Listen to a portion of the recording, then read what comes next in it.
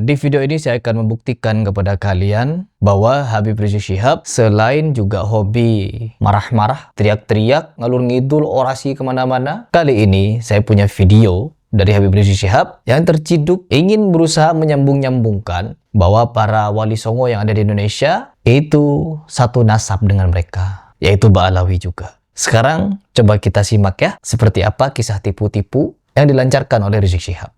Sebelum saya lanjutkan, kita mesti tahu dulu, saudara, apa hubungannya dengan masyarakat Sunda, saudara. Nah, hubungannya mari kita lihat, saudara, bahwa Sunan Gunung Jati menikah dengan Nyai Rara Santang. Nyai Rara Santang itu bukan istri dari Sunan Gunung Jati, tetapi ibunya, teman-teman. Ibu dikatakan oleh si wali kutub ini sebagai istri katanya. Saudara-saudara, Habib Muhammad Rizik seorang waliullah.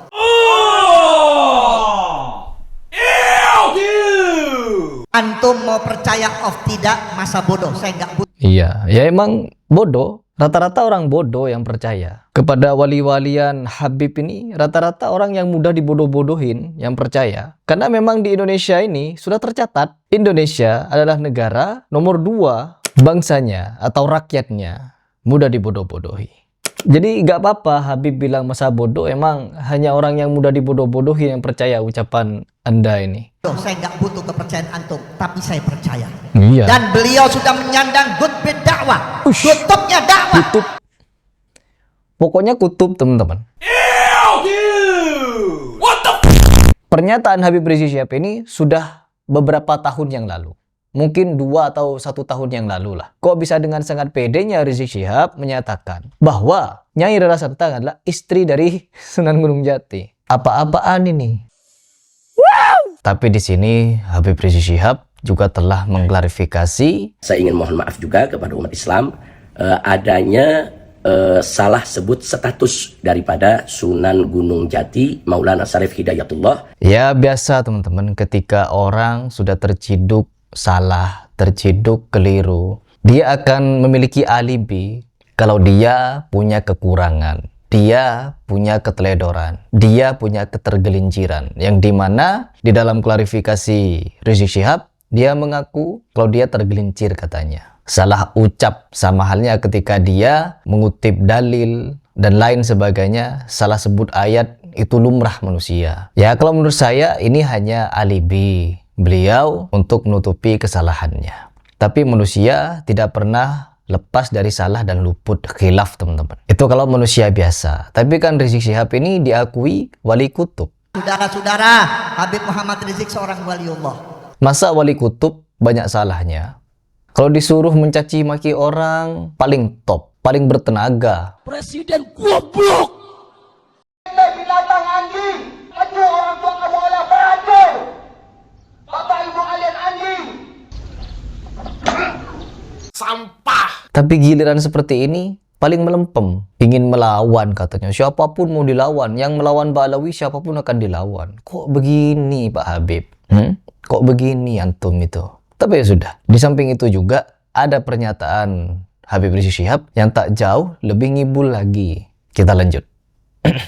Putri Prabu Siliwangi, Raja Pajajaran Jawa Barat, saudara. Takbir. Takbir, takbir dulu. Pokoknya meskipun salah takbir. Yang penting teriak sampai keluar urat lehernya. Takbir bener pokoknya. Takbir. Meskipun ngawur. Berarti Sultan Hasanuddin cucu daripada Prabu Siliwangi, saudara. Ya Allah. Niki Habib Ahmad dugi bandara. Pesawat niku mun ngeten. Nek Ahmad Assegaf ora wali, pesawatnya rak balik. Udah Mbak, subhanallah Pak, saksi ini kata Pak. Pesawat niku mundur Pak. Nggak tahu kerungu tuh cerita pesawat mundur. Pesawat maju, mobil mundur.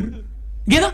Jadi pesawatnya mundur Pak. Sultan Hasanuddin cucu katanya. Padahal yang benar itu bukan cucu ya, tapi cicit ya. Yang menurut sejarah yang saya baca, yang saya ketahui, Sultan Hasanuddin itu bukan cucu teman-teman, tapi cicit, jauh di bawahnya. Ini kan tambah ngawur lagi ngarang-ngarangnya Rizik Syihab. Makanya jangan kaget kalau Sultan Hasanuddin itu, saudara, pemuda yang gagah, berani, cerdas, dari garis bapaknya Asmat Khan, saudara. Turun. Asmat Khan Nabi dan ingat ibunya Raja Sunda, Raja Pajajaran. Siapa yang tidak kenal Prabu Siliwangi? Betul? Betul? Kira-kira jelas tidak? Asmat Khan ini klaim dari Rizik Syihab di videonya yang lain. Saya ada videonya yang lain yang dimana dia ingin menyambung-nyambungkan nasab dari Ba'alawi dengan para Wali Songo melalui Asmat Khan ini. Ada videonya. Kita lihat. Sekian banyak saudara, mayoritas menyatakan bahwa Wali Songo, Sunan Gresik, Sunan Gunung Jati, Sultan Hasanuddin di Banten, saudara, semuanya bermarga Asmat Khan. Tuh, bermarga Asmat Khan, teman-teman. Padahal gelar Asmat Khan ini masih diperdebatkan, dan debatnya tidak main-main, sangat-sangat sengit, teman-teman. Yang dimana kalau menurut versi Habib ya, Asmat Khan ini adalah salah satu tokoh, yang dimana marga Asmat Khan ini disematkan kepada salah satu sosok yang bernama Sayyid Abdul Malik dari Hadramaut lah, menurut versi Ba'alawi. Tapi kalau menurut sejarah, fakta yang sebenarnya tidak seperti itu, teman-teman. Karena kalau mau diada-adakan, salah satunya contoh seperti Asmat Khan ini, orang Ba'alawi mengait-ngaitkan Wali Songo nyambung nasabnya kepada Ba'alawi melalui Asmat Khan. Padahal pada kenyataannya, menurut kitab sezaman, catatan kuno dari abad ke-15 sampai ke-17, tidak ditemukan nama Asmat Khan melalui catatan kuno yang ada di Indonesia ataupun yang ada di Tarim, di Yaman sana. Jadi dari catatan sejarah saja, nama Asmat Khan ini tidak ada, teman-teman.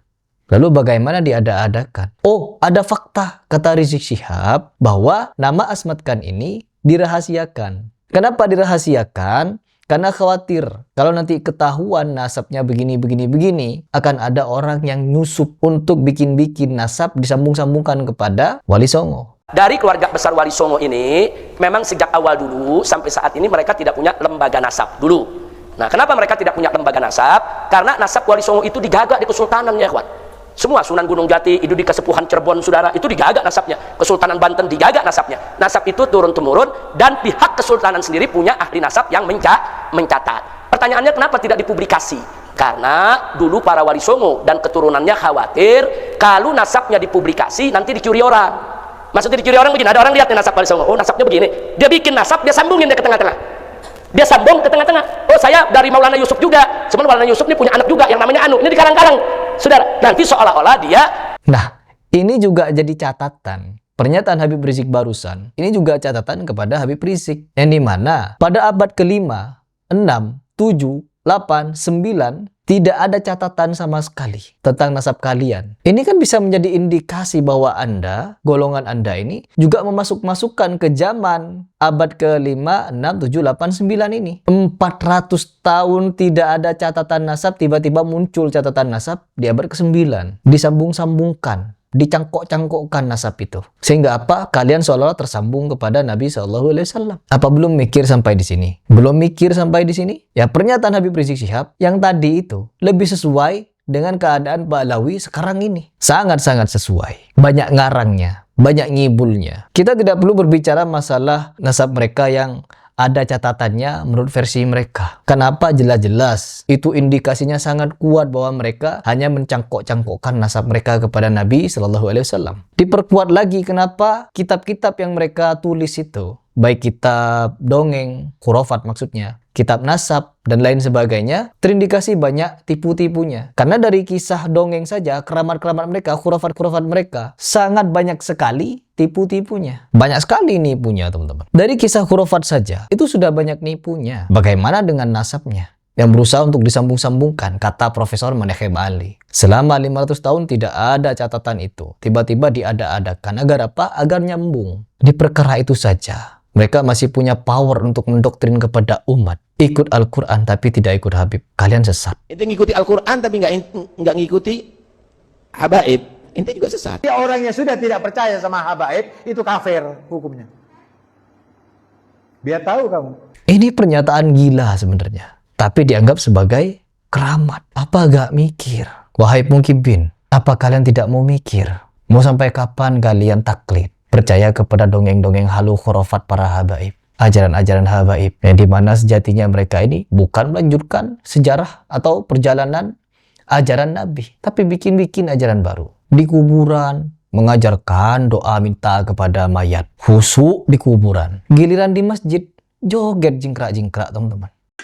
Lai, kita hidup di akhir zaman lah. Coba tengok ngaji di pekuburan ya lah ya. Kita memohon kepada Tuhan itu ya. Terus joget di masjid lah.